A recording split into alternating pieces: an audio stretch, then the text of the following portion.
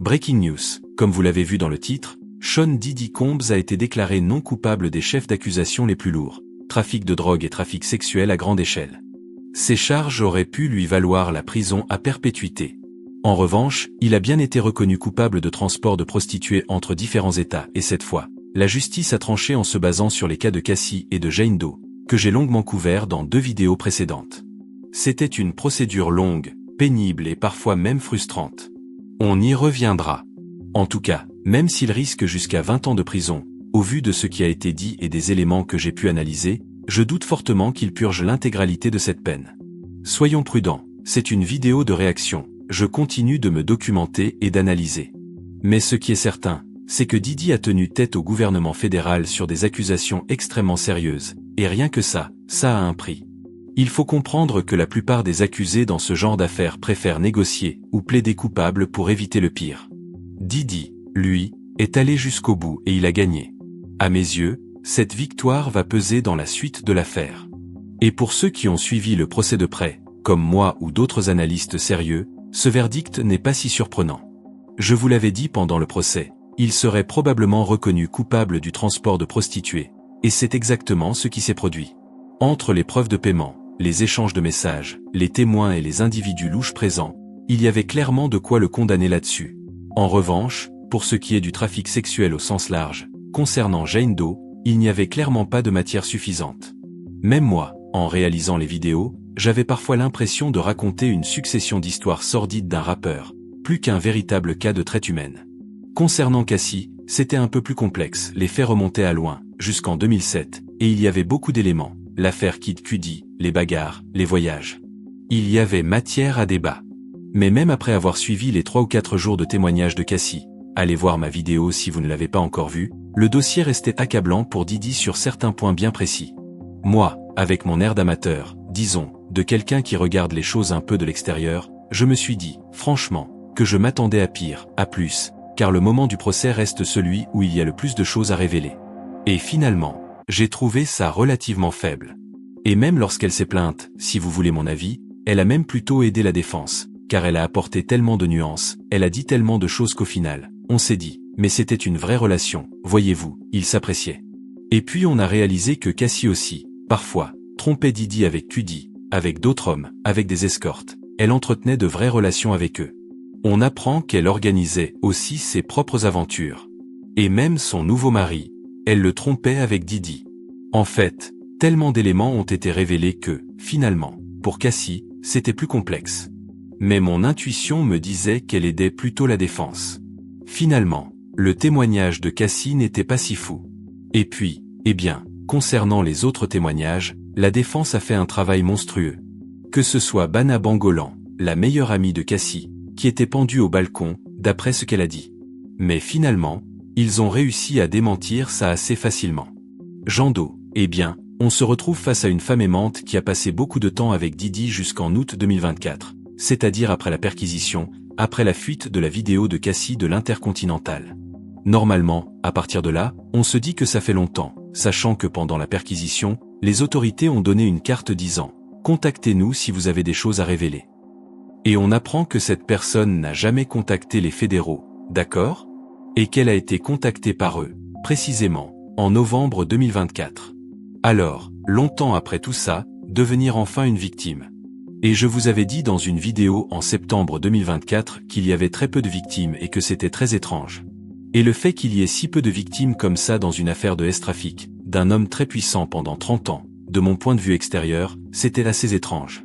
Donc finalement, en ce qui concerne les affaires criminelles, quand le procès a commencé, je me suis dit, avec les éléments qu'on avait, s'il n'y a pas de révélation vraiment choquante pendant ce procès, le Didley, j'arrête de l'appeler comme ça, Diddy, a de bonnes chances de s'en sortir, d'accord ? Et je me suis dit, s'il ne s'en sort pas, c'est parce qu'il y a des trucs vraiment techniques dans la loi que je ne maîtrise pas, qui au final le feront prendre le RICO et le S-Trafic. Mais finalement, mon intuition était plutôt bonne. C'était que des affaires de cul que j'ai couvertes pendant 2 mois, les gars. Ce n'était pas fou. Je vais vous dire très honnêtement que je me suis un peu ennuyé à plusieurs reprises, mais je devais le faire et je vais continuer.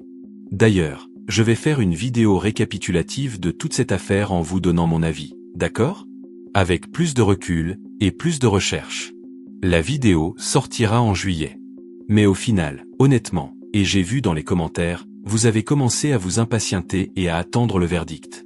Et puis, au début de ce procès l'année dernière, et j'y reviendrai parce que j'avais raison, je vous le disais, en vérité, la défense a beaucoup d'éléments, l'histoire de l'huile pour bébé, vous n'allez rien faire avec ça, donc il y a de sérieux moyens de s'en sortir. Je vous disais aussi que pour l'histoire des armes et de la drogue, il n'avait que très peu de drogue à sa disposition. Ça va être très compliqué pour le procureur de prouver qu'il distribue les dés.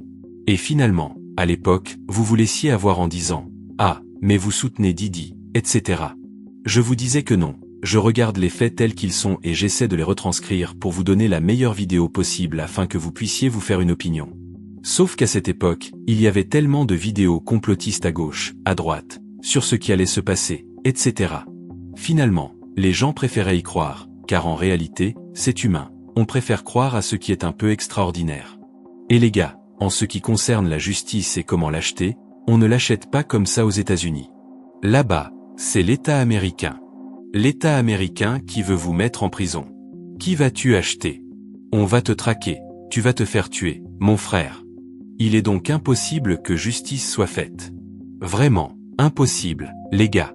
Sortez ça de votre tête. Tous ceux qui connaissent un tant soit peu le droit américain, et même le droit français d'ailleurs, dans ce cas précis, c'est impossible. L'État américain veut votre peau, alors vous ne ferez rien. Et dans ce cas précis, ils n'ont pas réussi à lui faire payer sa peau. D'un autre côté, ce qui peut arriver, comme dans l'affaire Oji, c'est qu'on trouve autre chose et qu'on lui lance un procès. Et au final, il tombe dans le panneau, car c'est ce qui est arrivé à Oji. On verra bien comment les choses évolueront. Mais pour l'instant, je vais vous donner quelques prédictions sur ce qui va se passer, disons, dans les mois à venir. Quelques détails ont été ajoutés depuis la décision d'hier. Important à noter. Alors, premièrement, la réaction de Young Miami. Young Miami, si vous avez suivi les vidéos, vous savez qu'elle est l'une des rappeuses les plus populaires de la ville et surtout l'une des nombreuses petites amies, concubines, je ne sais pas comment dire, de Didi. Juste avant d'aller en prison, il était encore proche d'elle. Et, soit dit en passant, Jean Do lui a fait la guerre. Elle a posté une vidéo en story où on voit Justin Bieber sourire malicieusement en agitant son pouce et son index. Un petit message pour troller. Je pense que c'est clairement pour troller Jean Do, et surtout, globalement, ceux qui étaient contre Didi. À mon avis, cette vidéo, et le fait qu'elle soit restée silencieuse et qu'elle ne soit pas devenue virale, va lui coûter un petit voyage aux îles Turques et Caïques. Jade va la détester encore plus. C'est la première chose. Ensuite, l'avocat de Cassie. Il a pris la parole et voici ce qui a été dit. Toute cette procédure pénale a commencé lorsque notre cliente, Cassie Ventura, a eu le courage de déposer plainte en novembre 2023.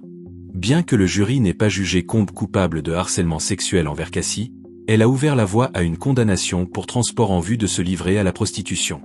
Pause. Elle aurait pu être reconnue coupable si elle n'avait pas témoigné. C'est important, car ils ont réussi à prouver qu'elle aussi l'avait fait. Désolé de le dire, mais c'est quand même important. Il existe des preuves qu'elle a également transporté des prostituées. En bref, en partageant son expérience, Cassie a laissé une marque indélébile sur l'industrie du divertissement et sur la lutte pour la justice. Il faut le répéter, sans aucune réserve. Nous croyons et soutenons notre client qui a fait preuve d'un courage exemplaire tout au long de ce procès. L'avocat a même adressé une lettre au juge pour que Didi ne soit pas libéré sous condition. De plus, cette demande lui a été refusée et il restera en prison jusqu'au 3 octobre, date à laquelle nous connaîtrons le détail de sa peine. Et enfin, Marc Anifilo, l'avocat principal de Didi, a pris la parole. Voici un extrait. Les procureurs du district sud de New York l'ont attaqué avec toute la rigueur dont ils disposaient. Ils ne s'arrêtent pas. Mais une chose nous sépare tous de la prison, un jury de 12 citoyens. Et nous avions un jury formidable. Ils ont écouté chaque mot et ont bien cerné la situation, ou du moins, suffisamment bien. Ils l'ont acquitté du trafic sexuel, dont il était absolument innocent. Ils l'ont acquitté du complot de raquettes, dont il était absolument innocent, et de tous ces éléments constitutifs. Il était innocent de l'enlèvement, de l'incendie criminel et de l'entrave à la justice. Et ce n'est plus moi qui le dis. C'est le verdict de notre jury. Je l'ai dit, il faut le prendre avec des pincettes. C'est moi qui ai réfléchi à quelques éléments au cas où il gagnerait ce procès. Je vais donc vous les donner tout de suite. Je pense déjà qu'il va faire un changement de marque incroyable. Parce que Didi, pour ceux qui ne le connaissent pas, car je sais que beaucoup de gens l'ont vraiment découvert depuis le début de ce procès. Il va changer d'image. Il y a moyen qu'il change de nom, comme il l'a fait après le procès de 2000. Il y a un moyen pour lui de changer de nom. Il va sortir un album où il remerciera le Seigneur du début à la fin. On a aussi dit qu'après que le juge lui a rendu son verdict, déclarant qu'il n'était pas coupable des 2 accusations que j'ai mentionnées plus tôt, il s'est agenouillé et a commencé à prier. Et il n'arrêtait pas de parler de Dieu. Apparemment, il ne faisait que ça, prier. En prison, il a donné une Bible à 699 Yene. Quoi qu'il en soit, il est très attaché à la religion. Et à mon avis, son retour à la religion, au christianisme, va beaucoup l'aider dans sa rédemption. Sachant que les gens ont déjà commencé à le soutenir depuis le début du procès. J'ai vraiment vu une évolution. Comme je le disais, la communauté le soutient de plus en plus. Donc, à mon avis, il va sortir un album intitulé « Thank You God » ou quelque chose comme ça. Il va potentiellement changer d'image. Et il y aura une grosse collaboration avec Kanye West. Ça me paraît assez évident. Kanye West l'a soutenu pendant le procès. Il a sorti un album avec le fils de Didi il y a environ une semaine. Il va donc sortir un album. Il a une influence incroyable. Tout le monde va se moquer de cet album. Ça faisait longtemps qu'il n'avait pas eu une influence pareille. Au fait, je tiens à vous dire qu'il n'a jamais eu une telle influence. C'est assez incroyable pour lui. Alors il va clairement manger du Gucci. Il va sortir l'album sur différentes plateformes. Son équipe va le présenter, peut-être même les playlists, en disant « Et, il n'est pas coupable. Je ne vois pas pourquoi vous ne le diffuseriez pas. » Alors ils vont faire leur propagande. Je ne pense donc pas qu'il sera mis en avant, car il a quand même battu Cassie. Et pour ça, les gens vont continuer à être stricts avec lui. Au fait, il faut qu'on parle de Cassie. Et à la fin, il va faire un retour incroyable. Et je pense aussi qu'il y aura une grande interview avec DJ Academics. Il l'avait sur son téléphone quand il était en prison. Il n'a pas insisté. Il y a même participé pour lui-même. Dès le moment où il y avait des éléments qui pouvaient l'excuser de ses accusations, je pense qu'il y aura une grande interview qui fera le buzz sur Internet. Et il ne va pas disparaître. Je pense qu'il va faire parler de lui dans les médias. Mais parmi les médias plus cultivés, ce sera DJ Academics qui lui accordera une interview incroyable. Il ne le fait pas souvent, mais je pense qu'il en fera une, comme il l'a fait avec Kanye West. Et ça va être fou. Alors, parlons de Cassie. À mon avis, Cassie, pour ce procès, est la grande gagnante. Pourquoi ? On ne savait pas qu'elle avait pris 10 millions pour la cassette de l'Intercontinental. Alors l'Intercontinental, l'hôtel, lui a donné 10 millions de dollars. Ensuite, pour ce que Didi lui a fait vivre, en civil, elle a pris 20 millions de dollars. Alors maintenant, elle s'en sort avec 30 millions de dollars.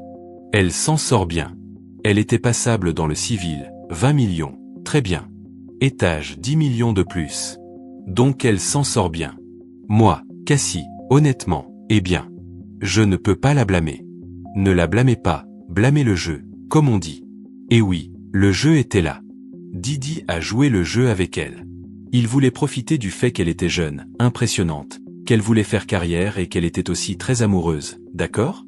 Même si elle disait aimer ce qu'elle avait vécu avec lui. Bref, c'est un peu fou de dire ça. Qu'elle a toujours aimé. Bref, laissons cela de côté. Elle était toujours, entre guillemets, son jouet. Elle a pris ses 30 millions à la fin. Honnêtement, c'est le jeu. Donc ça ne me pose aucun problème. Ne la blâmez pas, blâmez le jeu. D'accord ? Pour ceux qui étaient à la mode. Et au fait, je sais que je vais voir ça dans les commentaires. Ouais, Cassie, non, non, non. Elle s'est fait frapper, elle a joué, elle a récupéré son argent. On doit la laisser tranquille. Jando, eh bien, c'est la merde pour elle, mais je m'en fiche. Mais Cassie l'a appris. D'un autre côté, à mon avis, ce qui est excitant, c'est que je pense que pendant le procès, je n'en suis pas totalement sûr. Mais je crois que pendant le procès, elle a appris que le mari de Cassie, Alex, avait appris que Cassie l'avait trompée en 2018. Ok. Elle était déjà avec Alex, mais elle est retournée voir Didi. Elle a couché avec lui, puis elle est retournée voir son petit ami. Et au fait, juste après avoir couché avec Didi, elle l'a appelé sur FaceTime. C'était un peu. Bref, ces gens-là, je te l'ai dit dans la première vidéo, ce sont des gens spéciaux. Je te l'ai dit, tu as réagi un peu bizarrement, mais pour moi, ce sont tous des gens vraiment spéciaux. On n'est plus pareil, d'accord? Bref, elle a fait ça. Et je pense qu'il n'a pas apprécié, d'accord? Et que potentiellement, ce procès va détériorer leur relation. Vous voyez où je veux en venir. Je pense clairement qu'il va divorcer de Cassie l'année prochaine, ou dans les années suivantes. Il va en prendre la moitié. Oui, il va prendre son argent et vivre sa vie. Il aura toutes les raisons de rompre avec elle. Il dira qu'elle lui a menti, etc. Il rompra avec elle, il prendra son argent et il te frappera. Il va partir avec l'argent, d'accord? Avec la moitié. C'est ce que je pense. Cassie ne reviendra pas. Ça va être très compliqué pour elle, car elle n'a pas beaucoup de talent. Je vous l'ai dit, j'aime bien Cassie. J'aimais ce qu'elle faisait. Mais elle n'a pas beaucoup de talent. Elle va être un peu mise à l'écart par l'industrie. Les gens ne voudront pas vraiment travailler avec elle, du moins pendant une bonne partie, je pense. Ça va être compliqué pour elle. Mais voilà. Je pense qu'il y aura des documentaires, etc. Mais pour une fois, il n'y a rien de fou là-dedans. Je pense que vous le savez. Voilà donc ce qui va se passer, à mon avis. Alors dites-moi ce que vous en avez pensé dans les commentaires. Je publierai une vidéo beaucoup plus complète avec beaucoup plus d'informations. Je pense qu'elle sortira en juillet, comme je l'ai dit. Et sur Instagram, suivez-nous. On diffuse des informations. Sur le compte iconique, on va publier des nouvelles, etc. Vous nous donnez quelques précisions sur tout ce qui va se passer dans les prochains jours. Alors, suivez-nous là-bas, on est très actifs, d'accord? Merci à tous. Bon, je vous l'ai dit, pour le résultat, je dois le dire quand même. Je dois te le dire. Au moins, comme ça rentrera dans la tête de certaines personnes qui me trouvaient bizarre. Je te l'ai dit, n'oublie pas d'aimer et de commenter. À bientôt. C'était Clash Célébrité qui vous servait. À bientôt.